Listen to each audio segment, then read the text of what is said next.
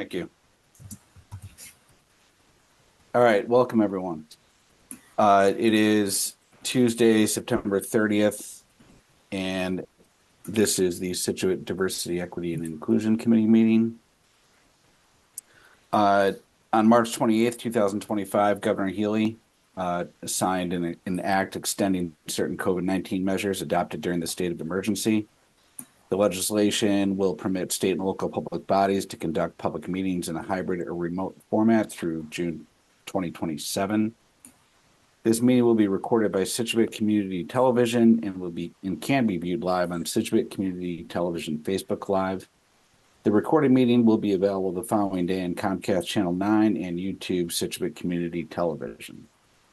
I will read our commitment statement. This is a safe, secure space for all people, especially people of color, and for all underrepresented people and communities. This is a space where people can bring up challenges and questions without fear.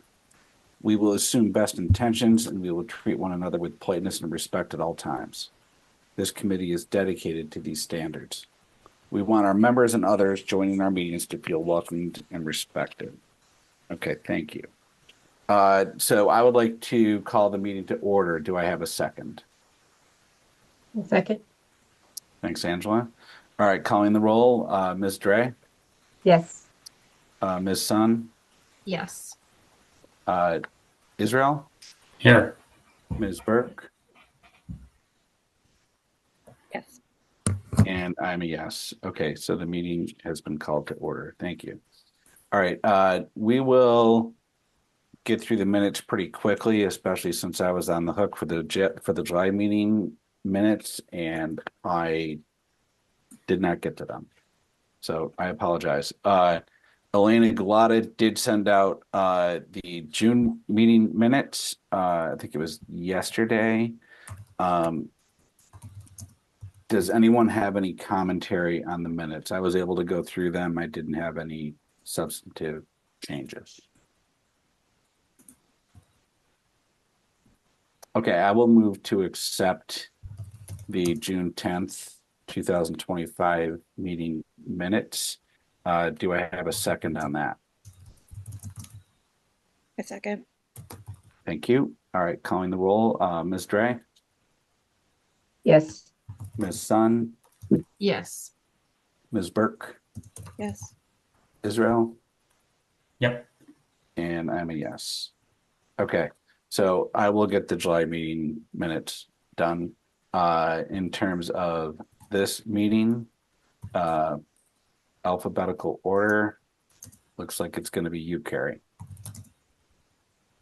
And I'll send the I think it's me.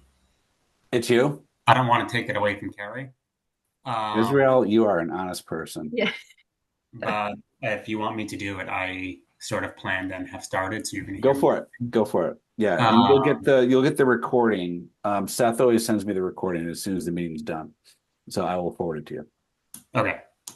All right, cool. Thanks, Thank Israel. Sorry, Carrie. Yeah, I'm sure I know you wanted to do it. She's very upset. All right. All right. All right, good stuff. Okay, so Bob, do you want me to hold off on we can introduce Corey, but I think Corey, you might be expecting someone else to join you. Do you want to wait on that, or do we want to get started and we can explain? Yeah, I mean, Corey, it probably makes sense to wait a little bit until you have the facilitator. Yeah. Rachel Gardner will be joining us. She couldn't get on until about 6:45. Okay, No, no wait. problem at all. All right. Okay, so we're not going to have Jamil. He sent me a note. Can't make it. I don't have an update from him as to how school is kicked off and all the good stuff that he's typically involved with. I know that, and unfortunately, we don't have Natasha here either. I mean, I know she wasn't at the. There's a new group. Let me just. I want to get the name right because the name has changed a few times. the Scituate Unity Network, there was a Luminaria event. Were people aware of that? Okay, I think a few people were. So that was held, I think just 2 weeks ago, in front of, I think it's the Unitarian Church, which is across from the Scituate Senior Center. My wife went, I did not go. I was still recovering from a very long trip out of town. But I mean, the community really came together. I was privy to about 150 emails putting it together. So I've got a very long, it was the longest email thread possibly of all time. But they did a great job. I saw the pictures and stuff. My wife said it was really good. They had music, refreshments, they made art, arts and crafts, and so forth. So pretty cool stuff. And Natasha was super involved in a lot of the planning. But I think she was away on a sabbatical or something, so she wasn't able to make it either. Does anyone else have any other? I don't have anything from. I mean, I know there were a lot of different groups involved. I think including Stride and Pride and other groups. Anyone else have any updates along those lines? Stuff going on around town? Angela, anything you've been involved with? I was just looking at the minutes from Raina, and I can't believe the last meeting I was on was June. I missed the July meeting. So we had a wonderful Independence Day celebration, July 5th, town-wide. We had a few hundred people at the Scituate Harbor Community building celebrating Cape Verde's 50th independence. And we're continuing celebrating the 50th anniversary of independence. So the Sister City Committee is having an event with the Scituate Historical Society, along with the Cape Cod Cape Verdean Museum and Cultural Center from Falmouth and Bridgewater State University. There is an event called The Legacy of Amilcar Cabral. And he was the independence leader that, allowed Cape Verde to get their independence from Portugal in 1975. So the event is going to be October 26th at the GAR Hall from 12 p.m. in the afternoon till probably about 4. We have a guest speaker coming from University of Portugal. She's a historian, and she's an expert and has written a lot about Cabral. And there's another professor coming from New Jersey. And we'll have some light Cape Verdean refreshments. But it'll be a nice event if you want to, for those that want to learn more about Cape Verde's independence and how that all began. So wanted to share that with everyone. And that's October 26th? October 26th, Sunday. Okay, cool. I don't think the Patriots are playing. I don't know. They might be. I know it's competition with the football on Sunday, but yeah, exactly. I don't have their schedule memorized.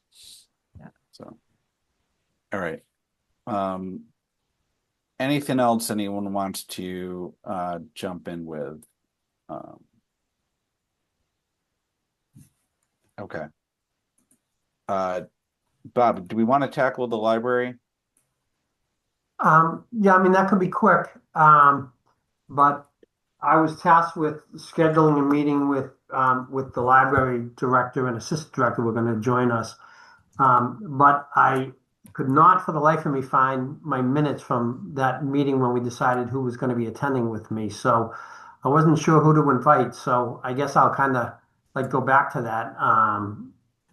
It was just we were just going to meet with the library to see kind of what they're doing. But if I could maybe have people remind me who requested to kind of join that group. I think I raised my hand. I I think you forget did, who the Tom. other, and Angela just said she wasn't at the meeting, so we can't pin it on Angela. I forget who else said they wanted to go. I'd have to go back and watch the I video. probably did. I'm happy to go. Okay. There's a possibility I said so, but I don't know. Well, I guess we Alright, can start so afresh, or you don't have to be held committed to whatever. no, it's okay. They just said they want to go, so Yeah. it's the old guy and the two newbies. So it's Tom, Stephanie, and Israel, right?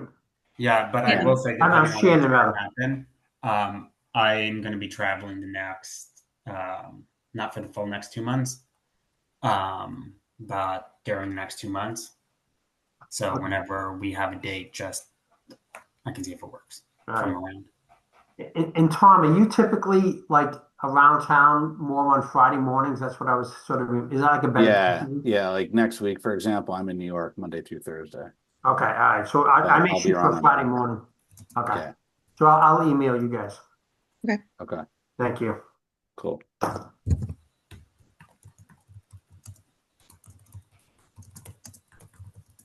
I know we want to talk about the other situation with the library, but do we want to do the MVP now? I think we should. Okay. I think Rachel's just joined. So Rachel is helping out the town with our MVP 2.0 process.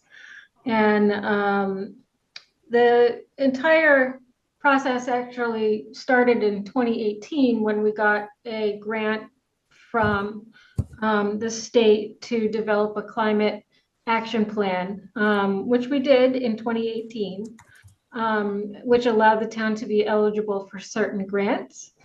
And this year, the state wanted us to update that MVP plan from 2018, but kind of shift the focus of it. So it's less focused on vulnerable infrastructure, but more focused on the community. So,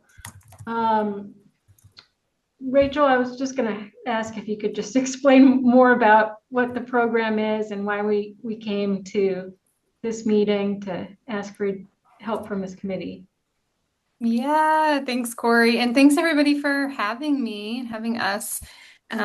Great to meet you all. My name's Rachel Gardner. I'm an equity partner with MVP 2.0. So I'm contracted with MVP, which stands for the Municipal Vulnerability Preparedness Program. Look at that, Corey. I can't even get it straight sometimes. It's such a mouthful, as you know, we know that state names of departments usually are. And so I get to work with Corey in the town of Scituate in supporting the implementation of this planning grant. So as Corey mentioned, the first round of MVP that Scituate participated in, the results of that were, for not just Scituate, but most towns, were a lot of infrastructure proposals for changes related to climate resiliency. And this time around, the state really wants to focus in on other kinds of social resilience and social vulnerabilities, recognizing that socially vulnerable populations are generally more impacted by the effects of climate change. And so this time around, Corey is building out a leadership team as part of the process that will involve both municipal staff and also community liaisons on that team. It'll be half and half, and the community liaisons will actually be compensated with a stipend for their time. And over the course of 10 to 12 months, this group will work on engaging populations in Scituate that maybe are usually underrepresented in community planning efforts. And so we'll be thinking about those populations who might be more socially vulnerable, have less access to resources, and also less access to town sort of planning efforts. And so we'll be identifying priorities. It's pretty simple, identifying priorities to build greater resilience in Scituate. And then at the end of it all, the town will have a chance to identify a small seed project out of the priorities that are identified to then implement through the grant. So it's exciting. It's a great opportunity for towns to dig deeper into engagement efforts and to get extra support engaging populations that are more difficult to reach. So, non-English speaking residents, renters, those who are more socially isolated, elders, low-income residents, residents of color, the people with disabilities, like these populations that don't often have access to these types of processes. So the invitation on the table, and then I'll turn it back over to Corey. The invitation is if any of you would like to be involved in that process. There are sort of, right now anyway, there are sort of two ways. One is if you're interested in being a part of the leadership team, which will meet regularly. It's a commitment of like 5-ish hours a month. We can talk to Corey about that, and we can talk more about what that means. And then if you know anyone who would make a really good community liaison, so somebody who is really well connected in some of those communities that are more difficult to reach in Scituate, would love to hear from you about those prospective community liaisons because we will start recruitment pretty soon. And this is a great opportunity to build Scituate's kind of capacity for greater engagement. Thanks, For all Rachel. of that, get in touch with Corey. Yeah, thanks, Rachel. This is something new for me. I've never done something like this before, but you don't need any like fancy experience or anything like that. One thing that I think is really beneficial about this process is that we'll be learning a bunch of things together. There are training sessions involved with that Rachel will lead, or one of the other partners on our team, Danielle, she might lead some of the trainings as well. So just thought we would throw it out there for this committee, and if you. And this is funded by the state. Yes. Right? Yeah. Okay. And how many people are you looking to put on the team? Did you already say that? I'm sorry. Nope, I don't think I gave numbers. So the leadership team is typically 5 municipal staff, or I say staff loosely, could also be like high-powered volunteers, right? Like people who serve on committees like you all, and then 5 community liaisons. And then Corey has already identified some people for the team, but we're open for, conversation with others who are interested. Raquel, you had mentioned that there was a stipend. I think it said here it was like $40 an hour for like 5 to 7 hours a month. So is that for just the team members or the community liaisons or either of them? Is there a distinction there? Great question. And the exact stipend hasn't been determined, but that is what was sort of suggested by the state. Right. But we'll determine that with the planning vendor who's been hired. And those stipends are, for the most part, are for community liaisons. Okay, got it. Do you have goals and objectives that you could share? What are the outcomes, the desired outcomes for the project? And then for the 2 roles, anything that outlines the roles and responsibilities of those folks? Yes. I can share that with Bob or Tom. They can pass it on. Sure, that'd be great. Yeah, and I would say the goals, the immediate sort of outputs of the process is 2 things: a list of, 3 things, I guess. A list of priorities for Scituate in building social and climate resilience, and a seed project that funds will be provided for to implement a seed project. The third thing is that this will help the town receive additional action grant funding from MVP for more climate resilience projects. Yes, which is part of the reason we're doing this. They I am actually looking at applying for an MVP action grant within the next year or so. So we definitely want to complete the MVP 2.0 program. And Rachel, I don't know if you have any examples of seed projects from other towns that have done this. Do you know? Yeah. Great question. Towns from the pilot round are just getting started in their seed projects. And what I've heard, a few things I've heard so far, several towns are looking at food security.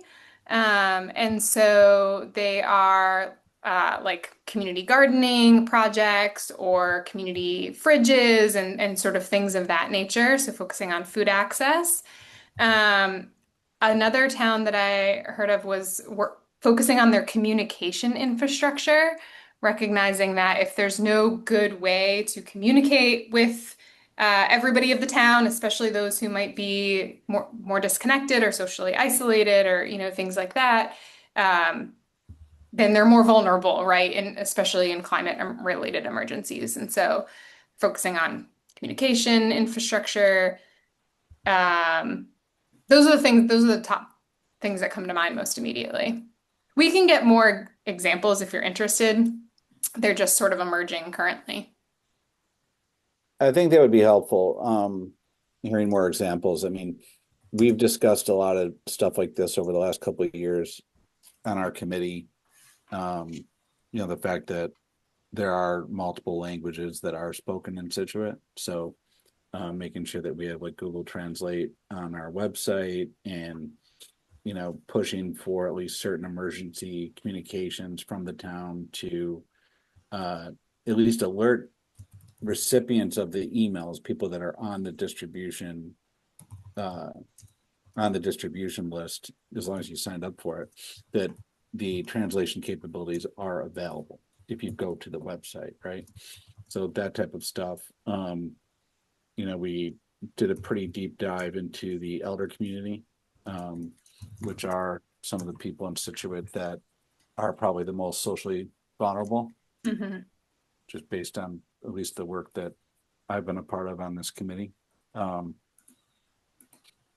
Yeah, I mean, did Scituate get targeted? I mean, kind of an obvious question, but did Scituate get targeted, or did this become an idea because of the obvious fact that we are on the coast and we are vulnerable to climate?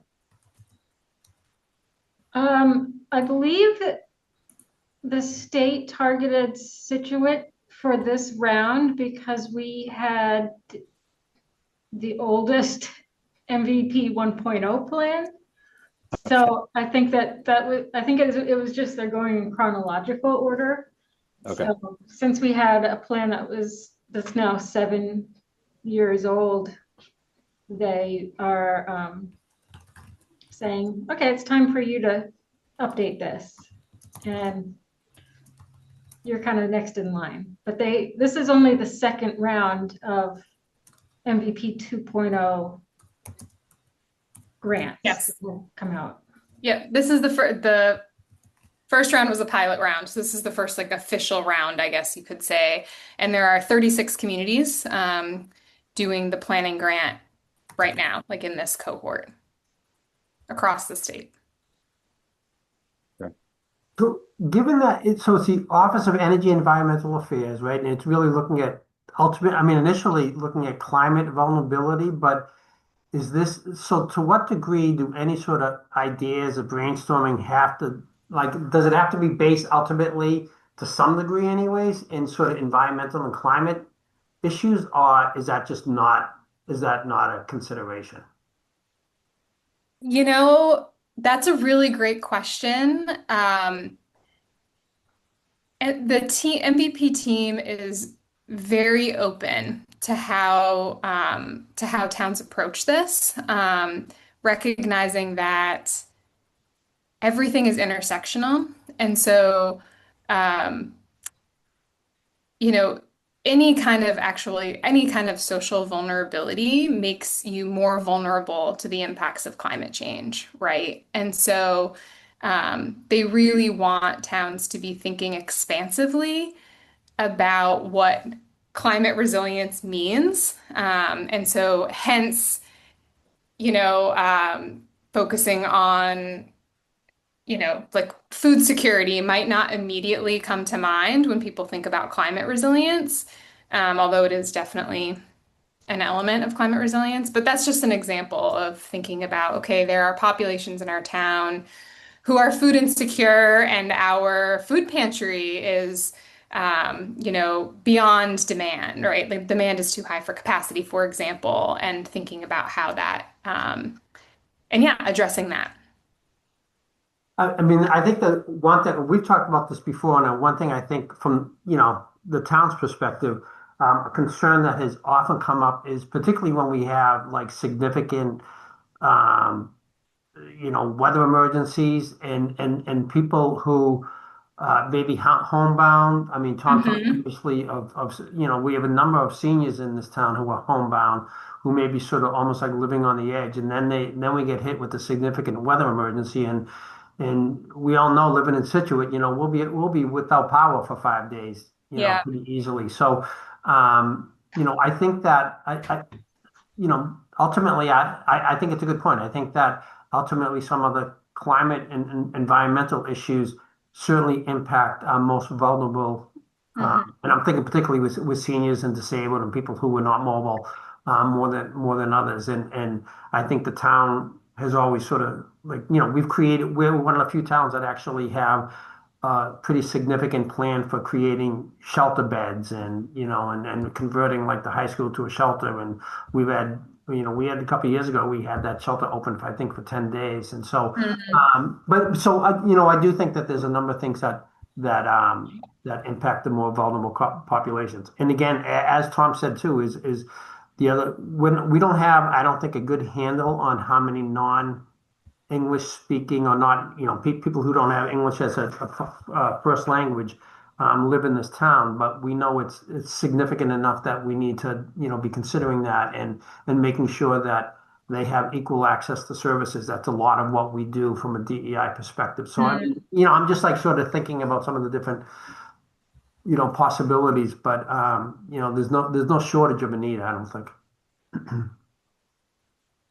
Yeah, no, this all sounds really great. Thanks, Rachel and Corey, for the overview. And as you're talking about this, I'm just thinking about like and I'm familiar with these like sort of national data sets just through work that I do, things like social vulnerability index through like I think it's through the US Census Bureau, like based on your address, like giving someone a ranking of like what their social vulnerability is. And I think it's similar in that it's like geared towards these are groups of people that are much more likely to have adverse outcomes if there were, a natural disaster or something like that.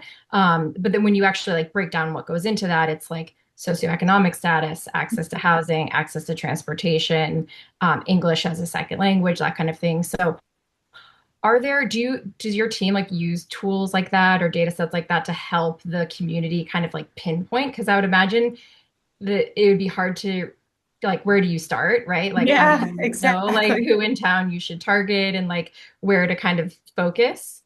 Hmm. Yes, this is the exciting part. Well, one of them anyway.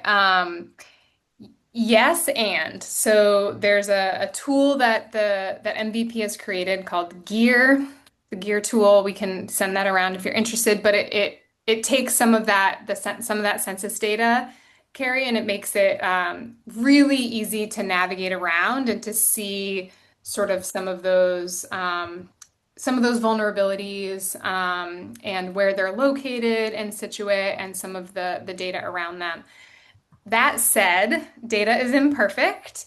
And so there's a lot more that can be done to understand that um, in a collaborative process and that's one of the reasons why the community liaison role is so important here is that We want to hear from people directly, right, about their experiences. And so, Bob, to your point about the aging population in Scituate and English as a second language um, population, if you all have any, I know it sounds like you've done a lot of work with the aging population. If somebody comes to mind that you're like, oh, this person would be great as a community liaison to connect with the aging population on this issue, please like send us, that contact information. And the same with English as a second language. I don't know if you have anybody working in the schools in this room, but that tends to be a good place to understand which languages are most prevalent in the town. Absolutely. Um, yeah, and we would love connections, whether it's through faith communities to specific language groups or cultural associations or things like that. I know Corey shared some of the more prevalent populations in Scituate and things, but we'd love connections within those communities. Yeah. I was actually going to ask if you've talked to the schools yet. Have you? I don't know, Corey, have you? No, I don't know who to approach. Jamil. So Jamil Adams is he was was the director of DEI. They changed the name. He's the director of Love, Inclusion, and Trust. He is absolutely fantastic. And he attends like 90% of our meetings, but he's not on tonight. He would probably be all over this. And has a really good pulse on the school community. It's not just the high school, right? So he goes across all the schools, the elementary schools, Gates, Scituate High School, etc. So he'd probably have some ideas here. He does not live in Scituate. I don't know if I'm not saying that he would be one of the community liaisons or whatever. He's pretty strapped from a bandwidth standpoint, but he'd be a good person to talk to. Yeah, that sounds like a great connection. Yeah. Yeah, and people don't necessarily even the school committee. I mean, Hmm. Ultimately, they kind of govern everything going on with the schools, right? So, Corey Borkowski, Nicole Brandolini. I mean, there's a whole host of people. Angela, I'm sorry, I don't want to nominate Dina, but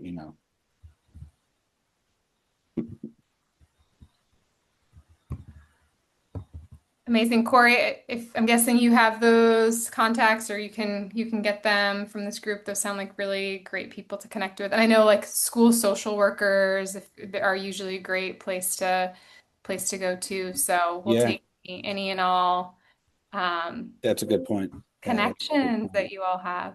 Yeah, Jen Lopes is another one. So she's a school social worker. I don't know her official title, but she's awesome. Yeah, so there's a number of people, within Scituate Public Schools that I think would really, at least at this stage, right, in terms of like just getting ideas as to who and what and so on. I think they'd all be pretty good. I wonder too about like connections at any of the like local medical facilities or clinics. Like there's the Scituate Harbor Medical, like over on the Driftway. Like if there's like a local practice, with like doctors, nurses that have been working in the community, they may have a good pulse on the aging community and like health needs. Yeah. I don't have any personal connections I'm thinking of, but we can think on that. But I'm not sure if that is even something you would look into. Have you talked to Erica Soros, Corey? No, Do you know her? no. So, Bob, you want to take this one away? Yeah. I mean, so Erica's the director of social services for the town. So she's a licensed clinical social worker, and so she works with a lot with police, but really anyone in the town who has a need. works with a lot of seniors. But I can certainly connect you with her, Corey, and give you that information. The other, particularly since we're talking so much of seniors, is we have Kelly Walsh, who's actually was just promoted to the assistant director at the senior center, had been our outreach employee for a while. And so she worked with a lot of seniors, providing, getting them access to services. But we just hired a new outreach coordinator. Her name is Janine Chisholm. And she's great too, well known across town. So, she may be a good resource in terms of particularly if it's identifying potential sort of liaisons or participants in the process. But yeah, Corey, we can certainly sit down and talk about some of the internal options that you have. But yeah, there's a few. Okay, great. Yeah. Even the police department. Yeah. I don't mean to say even the police department. I mean, they have a pulse on what's going on, and they work very closely with social services and Council of Aging and so on. So I think they have a much better sense as to where the needs are than I do, certainly. But Great. Yeah. Rachel, just a question. Is the grant money already, like, is there an amount, or is the amount dependent on the projects you guys or we sort of come up with? Great question. For the seed project, I assume you're talking about the planning grant. The planning grant money, it's $50,000 for the planning, and that basically goes right out to a planning vendor and to pay community liaisons. But the seed project is $50,000, so it's not a lot of money. So it's important to think about scale, but it really is. It is what it's called. It's a seed project. What's the best way to put $50,000 to use? That's what we're going to figure out. That's part of the process. Yeah. Part of this is not wanting to be too prescriptive too about what the seed project is, and really kind of allowing ideas to emerge through the collaborative engagement process. And I know it's really hard because people want to jump right to like, but what are we going to do with it? Right. But yeah, like no, Corey it's said, interesting because it's also like sort of where do you spend that $50,000 and which group? But yes, yeah. And we'll uncover all that and make some choices, but ultimately the list of priorities that will be used for future action grants, accessing those through the state. So, and the state is doing a good job of trying to make applying for grants like that a little bit easier, and consolidated. Or at least the Office of Energy and Environmental Affairs is trying to have like a one-stop shop of like, give us your idea and we'll tell you which grant it's most applicable for, rather than trying to figure out anyway. So it's not necessarily a one-off 1 year grant. There's a possibility exists that this could be sort of reoccurring funding depending on the nature of it, or is that like just to be determined?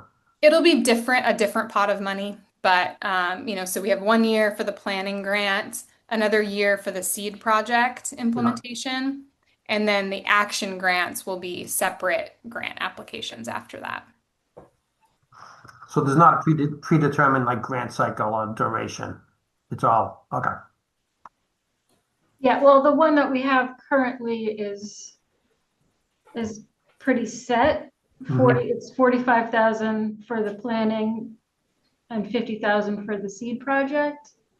But then once we identify a bunch of projects, including the seed project, that's intended to just develop a list of potential projects that are thought out enough that we can develop an actual grant application through the MVP program. And it's not small amounts. You can apply for up to $3 million through the MVP action grant. so does it make sense to like literally put together an entire list of things? So like potentially one for a better way to serve the older community, the non-speaking English, and just like I mean, I can come up with like 100 things just off the top of my head. But like Israel, you my need point to be is on the is team like then. what? You I got to said you need to volunteer be for on the the team. team then. No, but like it's like do you want to focus of like a specific area? Because I think Bob mentioned this earlier. Is like, does it need to be environmental, or is it sort of like everything is in some sort of way environmental? Uh, when I heard environment like the first time, the first thing I thought is like beach cleanup. Right, Um, right. like that was like, oh, that's like a great, and I think we do it like once a year. It's skipping the top of my mind right now. What Ship Shape Day. But it's obviously that's done. But like cleaning the like all the ocean debris that comes up over the summer until the following year, especially with the storms we have, is just like, okay, why don't we put grant money through there if we can get some. But I was just trying to better understand is like what are we trying to do? But it sounds like we can really just put a whole list together. So that will come through the kind of, again, through the planning process.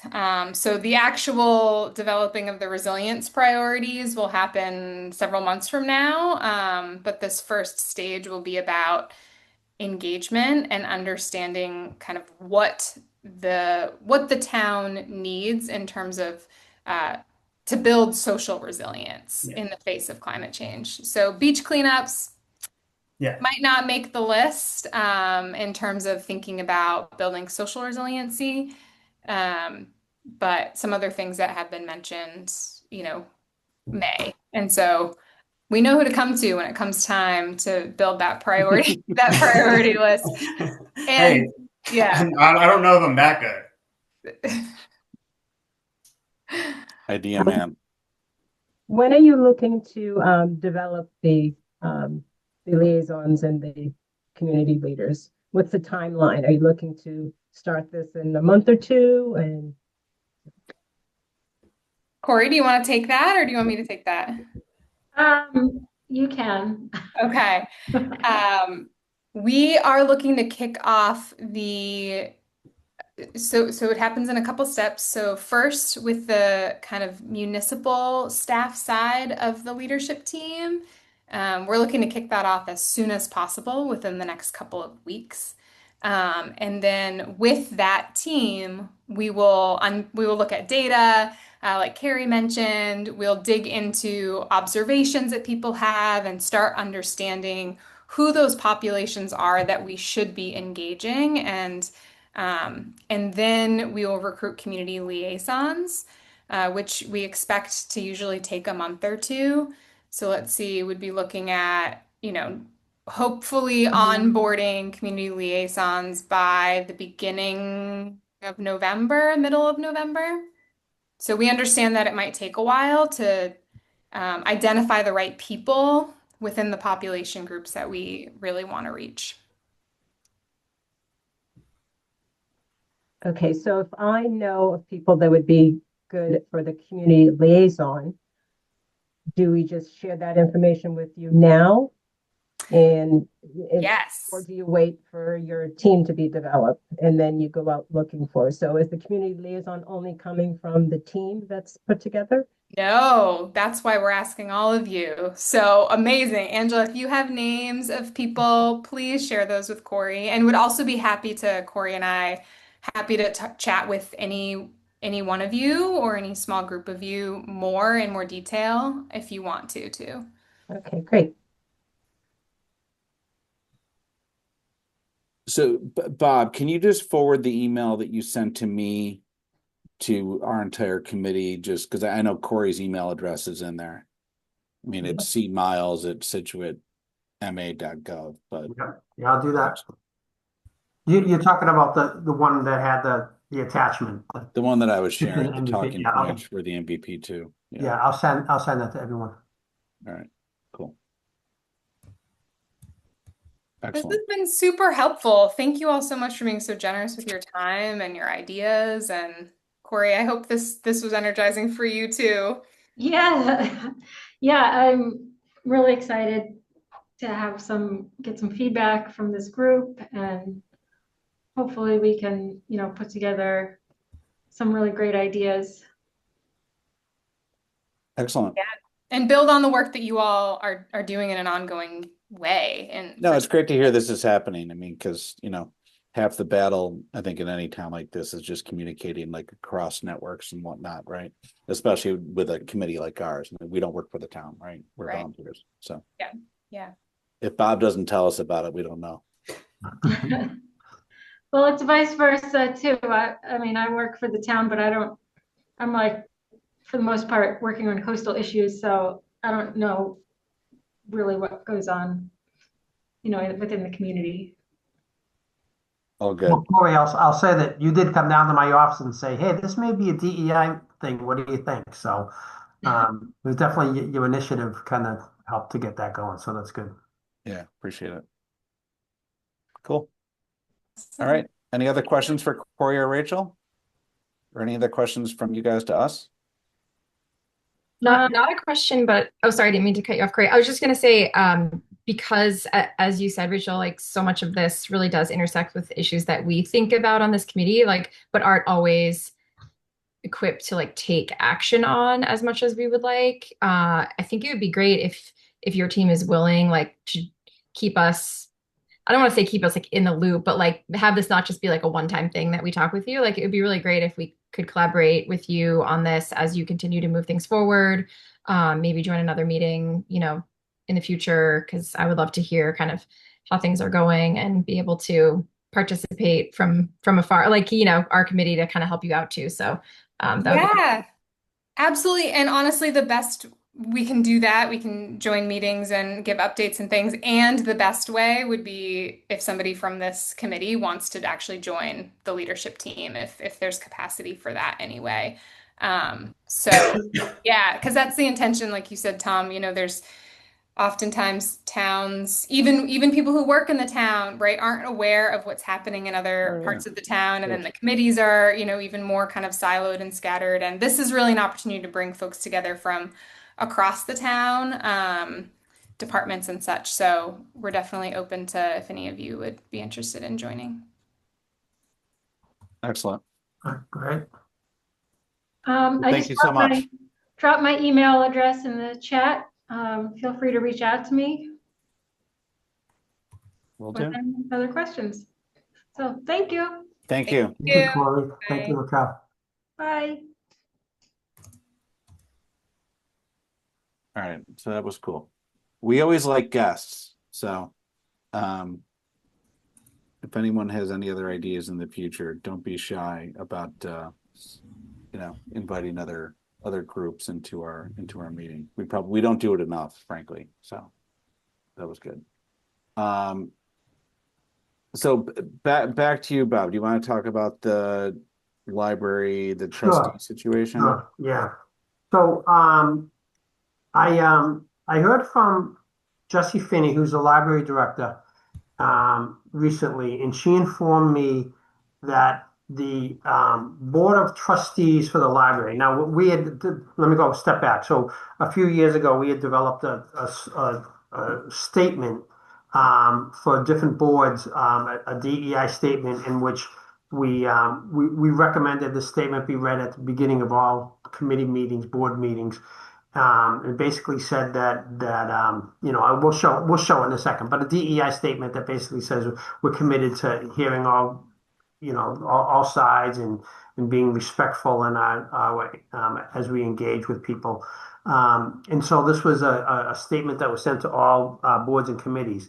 I heard from Jessie Finney that the trustees of the library have I think the chair of that committee actually had proposed that they amend the DEI committee statement.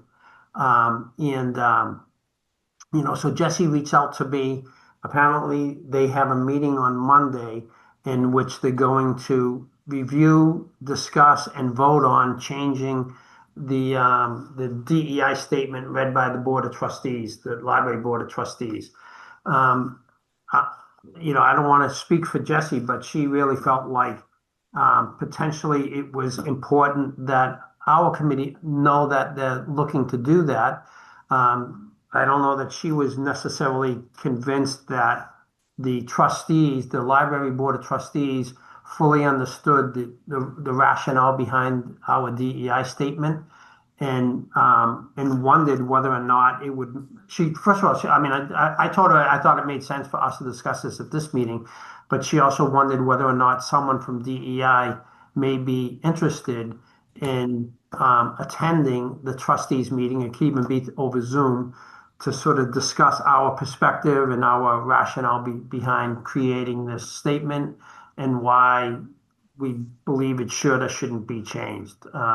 So that's kind of, I reached out to Tom today. This was very sort of last minute, but, we have a tight timeline because next week is when they're actually going to meet on this. But I think Tom has actually put on the screen the revised statement, correct?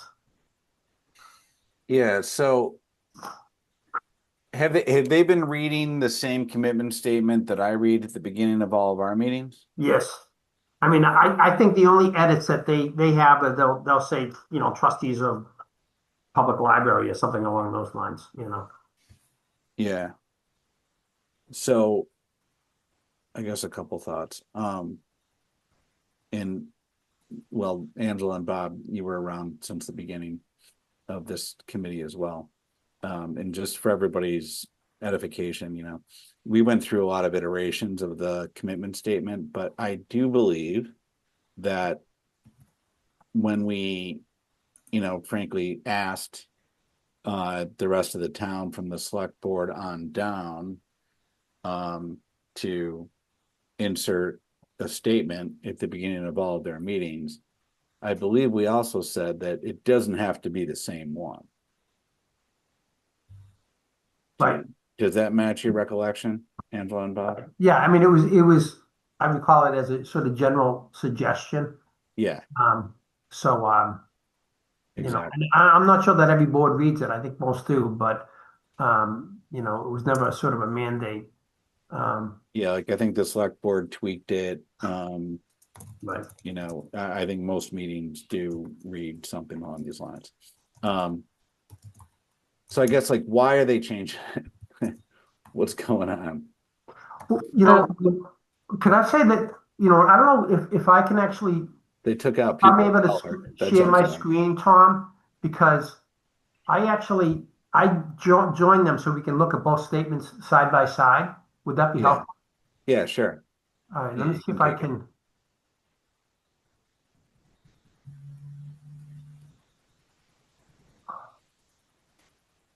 I'm sorry. Can you guys see that? The two statements? Yeah. Just me. Yeah, I can see that. So I reviewed this, and so where I see some differences, right? It's very similar in many ways. We ask, Bob, if you want to put the text into the chat here, I can do a quick red line so you can see the exact changes. okay, you can do that. All right. If you just copy and paste it into the Oh, chat, copy and paste that into a chat. All right, gotcha. and I'll quickly run the red line for you.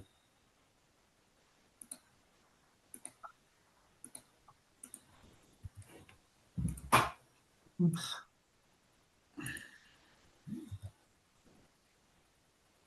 And then said, I'm not very good at this. Unless it's easier to just do it this way, it's fine too. Yeah, I mean, I don't even know if the red line, because there's a couple minor changes that don't matter that much. But so we basically had used this term here, marginalized and minoritized communities, and they basically want to change it to, we want people of all backgrounds to feel welcome. We're saying marginalized and minoritized communities to feel welcome and respected. So that's probably the most significant change that they're looking to make. I mean, we don't even say that. We say safe, secure space for all people, especially people of color, and for all underrepresented people and communities. So that wasn't even our original language then, Tom. No. Because this term minoritized, I'm not sure that I've heard it before. Yeah. And one of that, I mean, the sense that I had or what I heard is people were like, well, what does that even mean? You know? And so it's like it's interesting that that wasn't even necessarily our verbiage to begin with. No. Okay. Um, but it also I mean, says I like, don't disagree with it. I mean, I yeah, know right, that, right. the Right. library, they've got some, yeah, I don't want to. The ironic thing is we're saying we ask committee members to uphold these standards, right? Yeah. They're saying we expect board members to uphold the standards. Here we say, they're saying, this is theirs on the bottom. We expect members and visitors to interact in a polite manner. So the reality is their language is actually more restrictive, to be honest with you. Because we're saying we ask you to engage in a certain way. They're saying we expect you to. So, I mean, I actually interpret that as being even more restrictive. Um, and the only other thing that I'll kind of add to this, and we might have talked about this before, but there was a ruling that the state Supreme Court had a ruling about 2 years ago, and this was a result of, I think it was in Southborough, the select board in Southborough had language that basically said that you had to engage in respectful and courteous um, behavior. And if you didn't, they could kick you out of a meeting. And the Massachusetts Supreme Court found that that was a violation of someone's First Amendment rights. So they basically have said that the Supreme Court basically said that you cannot mandate that in an open meeting, in a public meeting. The reality is so there was a concern if whether Yeah. or not our language and somehow violated this court ruling. But the reality is, if you read our language, all we're doing is we're asking people to engage, Yeah. be That's it. respectful. I mean, it couldn't be any softer as far as I'm concerned. Yeah. I mean, the early days, if you remember, I mean, we would have people like lurking in our meetings. Yeah. And there were a few like, contentious visitors and so forth. It was a highly contentious time, obviously, and we're kind of like right back there now, but that's another Right. story. So I don't know. People have opinions on this. I can't be I'm in New York next week. I can't be at the select board meeting. So they're presenting this to the select board to ask them to change. No, it's just their own committee meeting.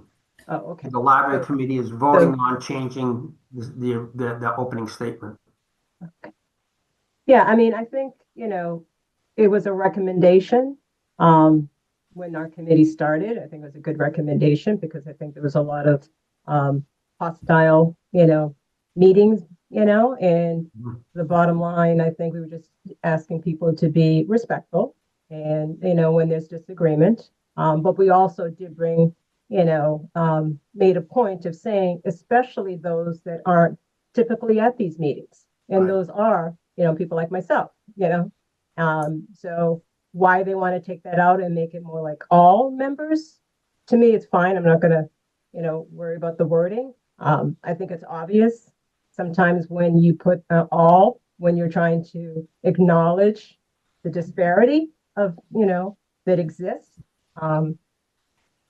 maybe shows that they don't understand that and what the intention was and why the language was in there. But again, we recommended it. I think most committees, did agree that the statement was not, offensive to anyone. Be kind, be polite, conduct your meetings accordingly. If they want to change it and tweak it, I think every committee should do what's right for them.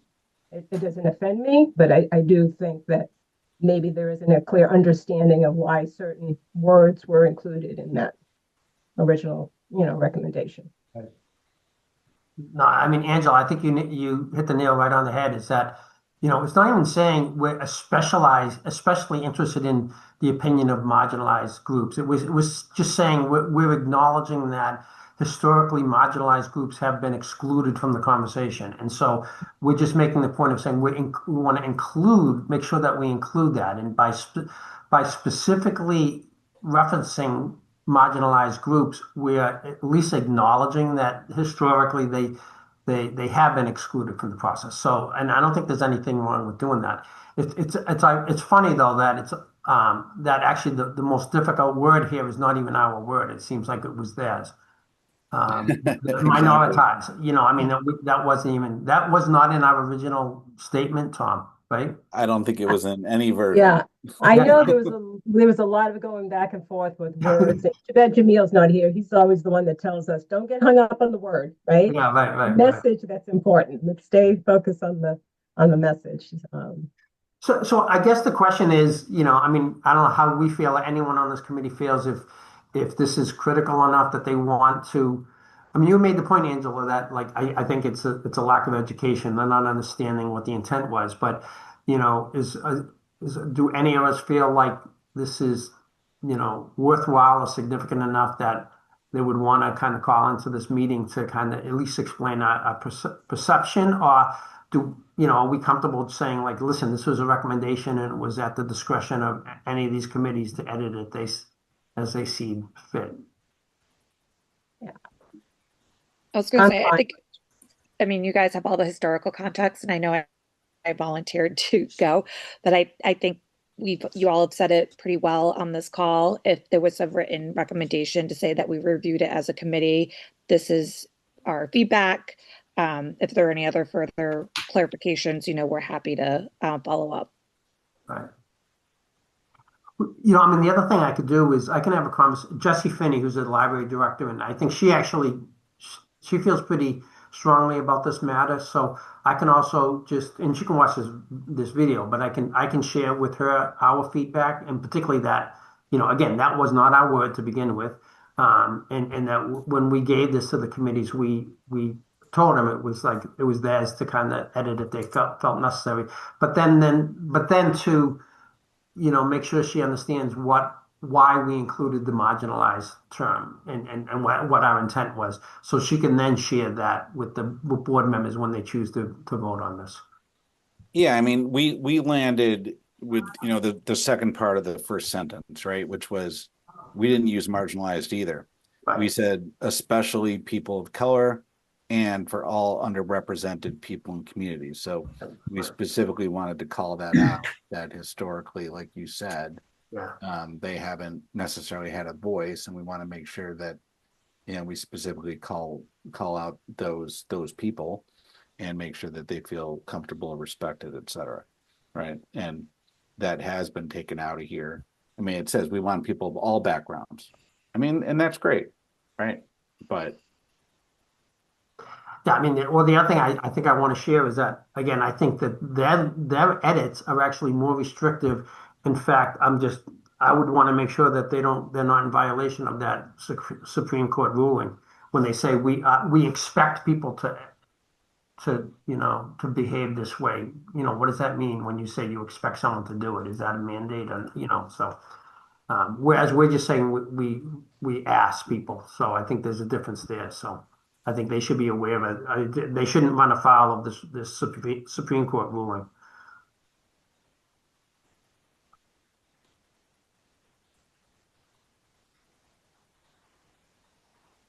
yeah, I don't know. I'm having trouble keeping up with the Supreme Court rulings, to be honest with you, but you know. I said it's the Massachusetts Supreme Judicial Court, No. so it's not yet. I'm exhausted by it all, you know. Right. So I can do that. I can follow up with Jesse, and we'll leave it at that. Is that what we want to do? Yeah, I think that's fine. yeah, I think that's fine. I appreciate them bringing this up 100%. Sure. You know, yeah, I'm certainly glad that I'm aware. I am curious, and we don't need to belabor the point. We're already over time, but I am curious why they're, you know, going through the effort to even do this. I mean, there must, but we can talk about that when we have the meeting with the library, right? So, all right. Yeah. All right, sounds good. All right. I do know we're over time. From an action standpoint, we've got I thought the MVP meeting was great. I had, no idea that they were doing this, so that's cool. That's exciting. If people want to jump onto that and make a little side money, go for it. I do think some of the recommendations that were made to Corey, the community liaison positions, hopefully those get filled pretty easily. I mean, there's a lot of people that I think could really help them out with that. And then we've got the library meeting coming up, which Bob, you'll let us know, and hopefully we can find something that works on Fridays, a Friday. Does anybody have anything else that they want to bring up? Okay. We won't go another 2 months before we meet, I promise. So I'll start looking at calendars probably third week in October. Let me just take a look at something. Yeah, I might try to schedule something for the 21st actually, because I'm out of town the week of the 27th as well. So let me see what I can do there. All right. So if there is nothing else, I would like to adjourn the meeting. Can I get a second? A second. All right. Thank you. All right. Calling the roll. Israel. Yep. Ms. Dre. Yes. Ms. Burke. Yes. Ms. Sun. Yes. And I am a yes. It is 7:39 p.m. on September 30, 2025, and the meeting is adjourned. Thanks, everybody. Thanks, Enjoy the everyone. rest of the week. Bye. Take care. Bye.